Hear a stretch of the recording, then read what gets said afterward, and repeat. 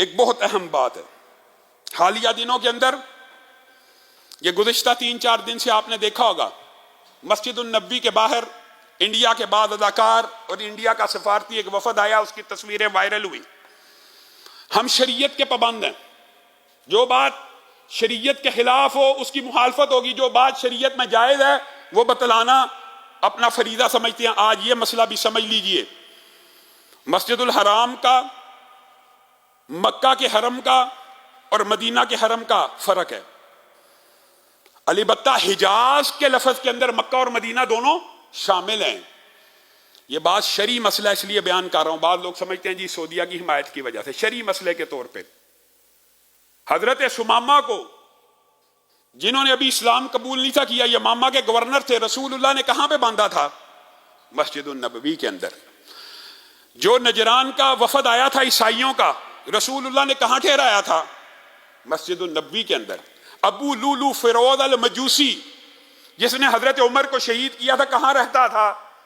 और हजरत उमर ने तो ताजरों को, कुफार के ताजरों को और यहूदियों को मस्जिदुन नबी में और गिरदोनवा में तिजारत की इजाजत दी थी। क्यों दी थी? याद रखिए, मुशरिकों का इन्नमल मुशरिकून नजस, सही आयत है, कुरान की आयत है, उनका दाखिला बैतुल्लाह में हराम है, उस हरम में हराम है। लेकिन इस आयत के नादल हो जाने के बाद भी यहूदी मदीना में रहते थे। उमर बिन अब्दुल अजीज ने यहूदी और ईसाई मजदूरों से, वलीद बिन अब्दुल मलिक और उस सारे अहद में तबीरात करवाई। 1400 साल में गैर मुस्लिमों का मदीना में दाखिले के ऊपर किसी किस्म का एतराज और पाबंदी नहीं। हाँ, अब एतराज क्यों है ये भी सुन लीजिए।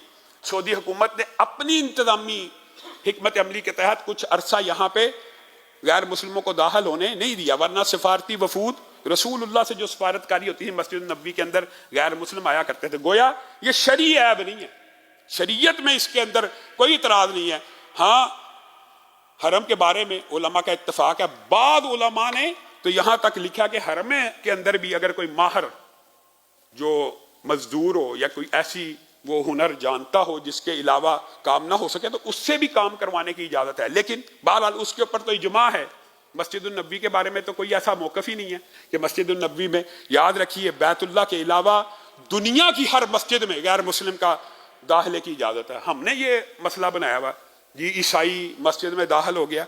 आपको याद होगा गुज़िश्ता यहाँ पे ईसाई जब इस्लाम कबूल करते हैं, अगर वो मस्जिदों में आएंगे ही नहीं, इस्लाम कैसे कबूल करेंगे? आपके जहन में 2 साल कबल का वो वाकया भी होगा कि ईसाई पूरे खानदान ने यहाँ पे इस्लाम कबूल किया था। क्या देखकर? याद है ना, सैरी और अफ्तारी का।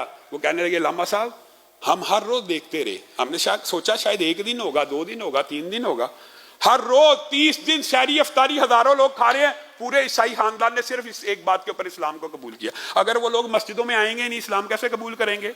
तो मस्जिदों में गैर मुस्लिमों के दाखिले की इजाजत है। हाँ, कवायद, उनके अदाब, जैसे रसूलुल्लाह सल्लल्लाहु अलैहि वसल्लम ने और बाद में खुलफा ने उनको मस्जिदों के अंदर बुतों को लेके आने की इजाजत नहीं दी। अगर इबादत करनी है बुतों के बगैर होगी हमारी मस्जिद, और बल्कि उनके लिए एक अलग स्पेस मुहैया कर देनी चाहिए।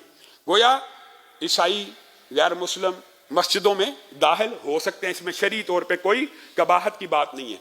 जहां तक ये मसला फुकहा ने जो लिखा हिजाज के अंदर, तो ये बात भी दुरुस्त है, हिजाज के अंदर मक्का और मदीना शामिल हैं और किसी गैर मुस्लिम को मुस्तकिल सुकूनत की इजाजत नहीं देनी चाहिए और इजाजत के बगैर उनको दाखिल नहीं होने देना चाहिए। ये कुलिया भी फुकहा ने अबू लूलू फिरोज अल मजूसी के वाक़े के बाद किया कि देखे वहां रहता था, साजिश बुन गया, हजरत उमर को शहीद कर गया, अब हमें इनको दोबारा इजाजत नहीं देनी चाहिए।